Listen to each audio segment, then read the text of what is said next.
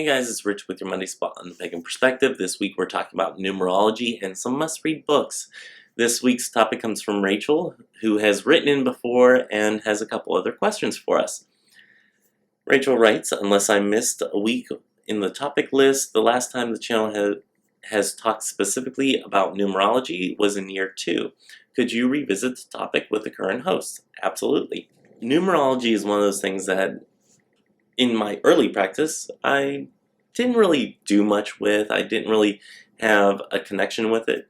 Nowadays, I have a little bit more of a connection, but it still kind of boggles my mind relating the numbers to their actual meanings. And depending on what books you read or what websites that you visit, they will have drastically different meanings and different ways of getting different numbers and what your life number means or your number for this means, your destiny number, all these different numbers. They have 10 different ways from 3 different books to find all these different numbers. And they have contradicting meanings to necessarily what these numbers mean. So it's not necessarily something that I really put a huge amount of stock into. Some of the numbers have a lot of meaning and they are kind of hard and fast for me, but again, you can probably find a contradicting meaning in a different book that means something completely different. So it's really something that, do your research, but also go with what feels good for you, because that's mainly the underpinning of, a spiritual practice, especially one such as paganism, is do what you do, you boo. You do whatever feels right for you. And I think we've all said that at some point was, whatever feels right for you, that's what is meant for you. So if any of the numerology meanings don't make any sense to you or they don't resonate for you, then they might not mean that for you. For me, I know that with my name and with my birth date and all that stuff, I have 7s coming out the wazoo, which from the Psychic Teachers podcast, which I've mentioned on here before, is a great podcast. If you're not listening, you probably should. But anyway, the numerology meaning for 7 that they've given on that show was basically the spiritual people, the spiritual type of individuals out there that are constantly educating themselves or deeply immersed in a spiritual practice, stuff like that. So for me, that made a lot of sense, and that's one meaning that definitely resonates for me. I have 7s coming out the wazoo. Not everywhere, but they're all around. And that totally makes sense because I've always been involved in some type of spirituality in some form. Back whenever I was strictly just Christian, I still had a yearning to delve deeper into my spirituality, whether it was just by reading the Bible or going to church or listening to programs that dealt with Christianity. And that didn't necessarily keep me away from learning about Judaism or Buddhism or even paganism, the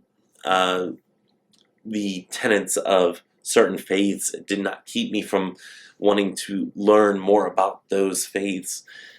But nowadays I have more of an appreciation for those other faiths, and I've just continued that on a grander scale than what I was back then. So for me, the number 7 definitely resonates with that meaning.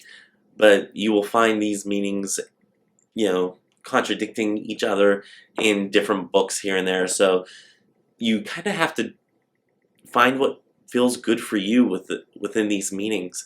So there's no hard and fast rules. This is what it means all the time.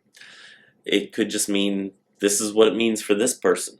What does it mean for you? Does this make sense? Is this something that you've seen, that you've tested, that resonates for you? So that's basically what I have for numerology. It seems kind of like a cop-out because I do some numerology, but I don't do a lot of it.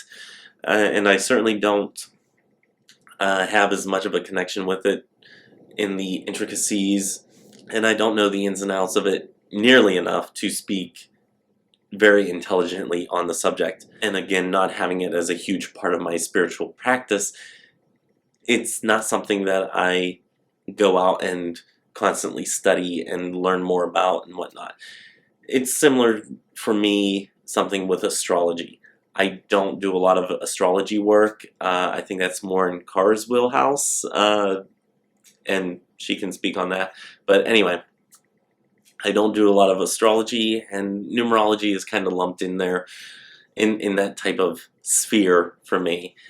Something that I find intriguing, something that I take advice on, but not necessarily something that's pivotal to my spiritual practice. Yeah, that's about all I have to say on numerology. The second question is, have any of the hosts read Drawing Down the Moon by Margot Adler and or Pagans and the Law by Dana D.